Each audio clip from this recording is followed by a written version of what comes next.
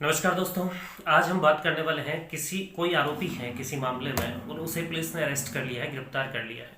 तो अब सवाल ये आ जाता है कि उसकी तरफ से कोर्ट में बेल लगती है, जमानत याचिका लगती है, प्रार्थना पत्र मूव हुआ कोर्ट के अंदर, उसे कोर्ट ने बेल पे रिलीज करने के ऑर्डर कर दिए, यानी उसकी जो बेल पिटिशंस हैं वो कोर्ट ने ग्रांट कर दी। तो ऐसी दशा में वह व्यक्ति कब तक जेल में रहेगा?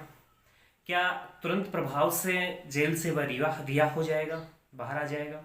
तो आज के इस वीडियो में हम चर्चा करने वाले हैं। इससे पहले मैं आपको बता दूं, चैनल पर पहली बार आए हो तो चैनल को सब्सक्राइब कर लो, साथ ही बेल आइकन भी अवश्य दबा लो ताकि आपको मिलती रहे मेरे प्रत्येक वीडियो की जानकारी।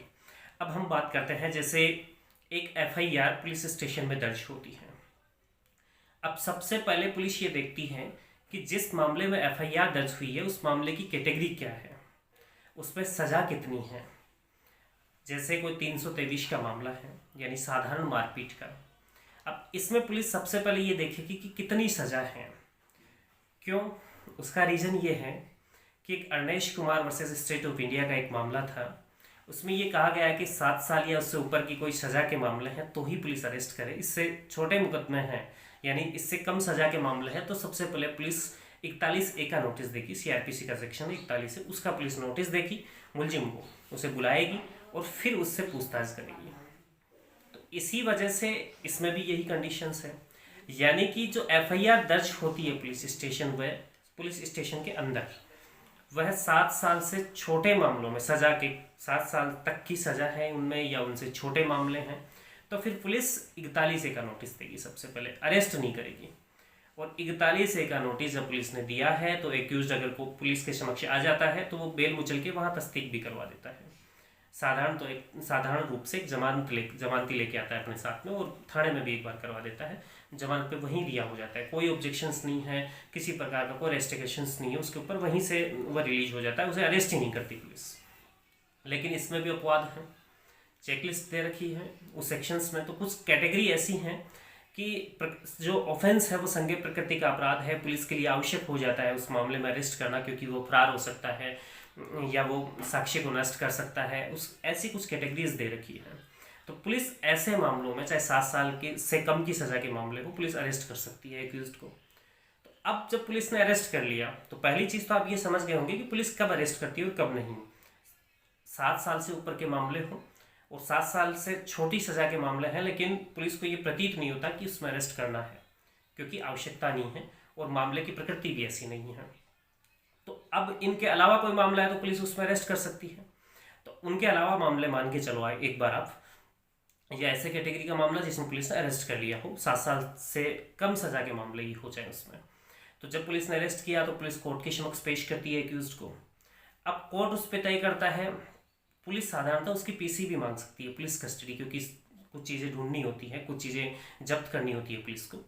अगर पुलिस ने पीसी नहीं मांगी, मान लो जेसी के लिए कहा पुलिस ने जुडिशियल कस्टडी, तो उसमें बेल पिटीशन मूव होती है। एक्यूज की ओर से अधिवक्ता हैं, उन्होंने बेल लगा दी और बेल कोर्ट ने ग्रांट कर ली, तो फिर मुचल के तस्दीक हो जाएंगे। चूंकि अभी कोर्ट के सामने मुलजिम हाजिर हैं तो तुरंत रिलीज हो जाएगा।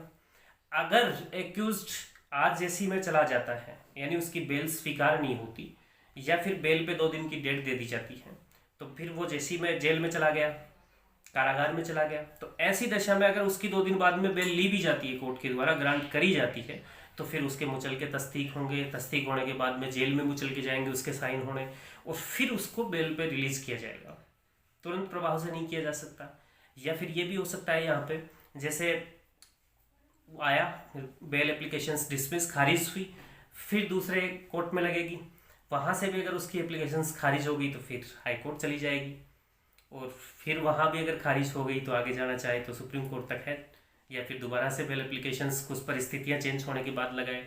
तो ये डिपेंड करता है परिस्थिति के ऊपर कि वो कब रिहा होगा। जैसे हाई कोर्ट से अगर कोई व्यक्ति बेल लेके आता है तो अब उस परिस्थिति में मुचल के जो तस्दीक होते हैं, यानी जो जमानती, हाईकोर्ट कहता है कि 2 जमानती पेश करो कि आप फरार नहीं होंगे, जब बुलाएंगे आपको, आवश्यक है आपकी इन्वेस्टिगेशन में या फिर कोर्ट के ट्रायल में, तब आप हाजिर हो जाओगे।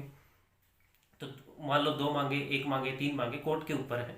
तो कोर्ट ने ये कहा, तो ये जो जमानत मुचल के हैं वो वहाँ तस्दीक होंगे जहाँ से मुकदमा स्टार्ट हुआ है, उस कोर्ट से, यानी लोअर कोर्ट में, हाई कोर्ट में नहीं होंगे।